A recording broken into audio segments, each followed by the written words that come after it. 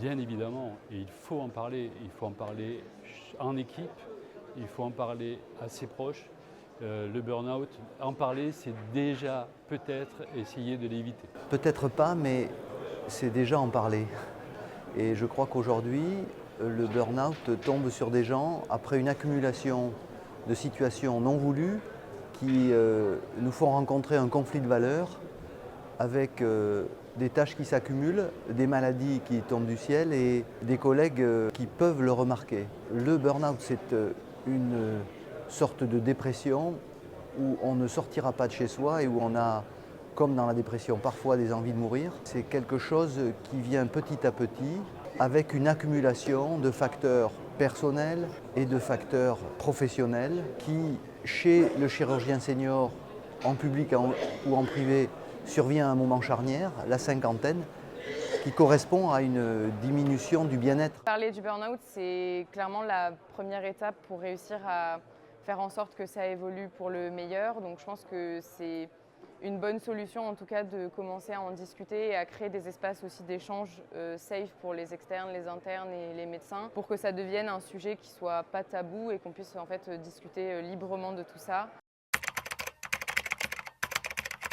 J'ai été interne de médecine générale, j'ai passé mes ECN en 2022 et en fait j'ai fait un burn-out pendant mon premier semestre d'internat, pendant mon stage aux urgences, et suite à ce burn-out j'ai eu envie de créer une communauté autour de la santé mentale des internes et des externes en médecine. Donc j'ai d'abord créé un groupe Facebook et maintenant j'accompagne depuis 1 an et demi des étudiants, des internes et des externes qui sont en difficulté au niveau de leur santé mentale.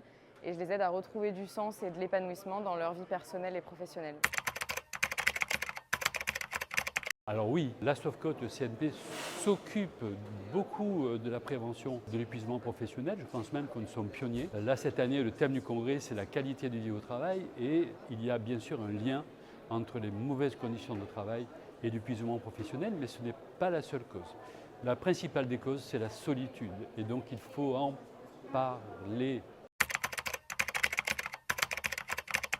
Ce serait vraiment important de mettre en place quelque chose à l'échelle nationale dans toutes les facultés et tous les hôpitaux où on pourrait en fait avoir des points réguliers avec les étudiants pour réussir justement à communiquer autour de ces sujets-là.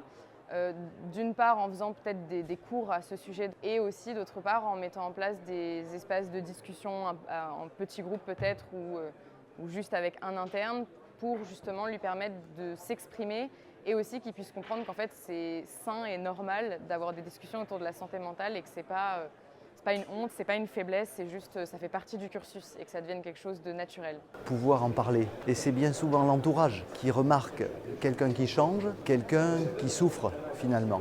Mais en parler dans les sociétés professionnelles est quelque chose de très important. Savoir que nos jeunes collègues ont aussi des moments compliqués, en parler c'est déjà beaucoup.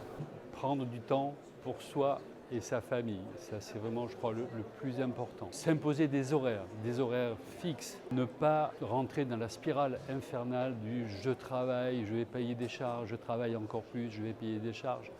Et puis relativiser, il y a autre chose que la chirurgie dans la vie.